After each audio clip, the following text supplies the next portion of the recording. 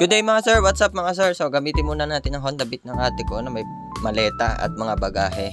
What if mga sir, makaisip ako na bumili ako ngayon ng mga PTT lubricants?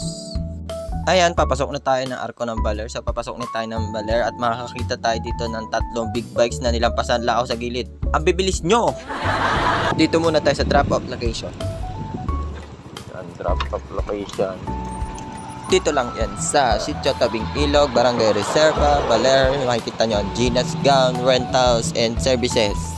So sa part nito, nag-iisip na ako kung saan ako bibili at kukuha ng PTT lubricant. So hindi ko naman alam kung saan meron. So nag-iisip pa ako. So magbaba muna ako gamit. Ito na yung daan na naniniwala na ako na Sitio Tabing Ilog siya. Kasi meron siya talagang ilog sa tabi ng daan. So ayan na yung reverse of Reserva. Sa mga nakakadaan dyan lagi kapag naulan o malakas man ang ulan ng bugsuan. Ngayon, yan ay parang umulan na malakas kaya may tubig na naman sa rivers of Reserva. Nandito na ngayon ako sa Maria Aurora. Naisipan ko dito bumili. Siguro dito meron abangan kung saan natin bibili ng PTT lubricants. Dito ko maisipan mga sir bumili sa Barangay 3, Maria Aurora sa may tabi ng Petron, Lariosa. Dito sa Jamira Shop and Riders Camp mga sir. Bili kayo dito, may PTT. May PTT po kayong pang sniper. Nakita ko na bigla yung mga PTT products sa kanilang shop, pang iba't ibang motor, pang 4-stroke at pang scooter.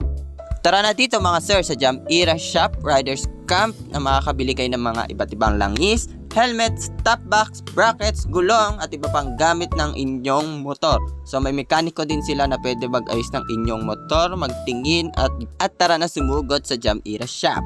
Yung lang, yung synthetic na lang pa. Sa part na to ay pinatingin ko muna yung fully synthetic ng PTT lubricants, which is Challenger Synthetic 40 nakalagay. Pero fully synthetic to na pwede sa mga motor na pang racing or nakalagay dito is for 40 sports bike and big bike. So ito yung fully synthetic nila na triple action ng PTT lubricant. So sa part na to nakita ko itong gray na to na hindi ako familiar sa ng PTT dahil ngayon lang sa paningin ko. So nakalagay dito is max speed 40 pang 40 motorcycle. So naisipan ko kung ito yung gagamitin ko or yung black na nakikita ko dun sa my shelf. So ayan, pinagpipili ako pa yung tatlo, yung fully synthetic, yung gray at yung black. Sa tingin nyo mga sir, ano kaya yung maganda sa tatlo na to? Ngayon ay napili ko na lang itong black na semi-synthetic na nakita ko. So ayan, yan na yung gagamitin natin. 300 eh. Ito na lang po.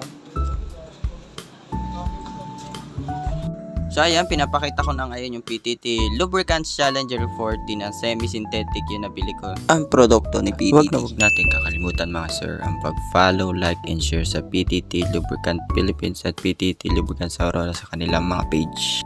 Bigla ako nakakita ng coolant dito ng PTT Lubricants.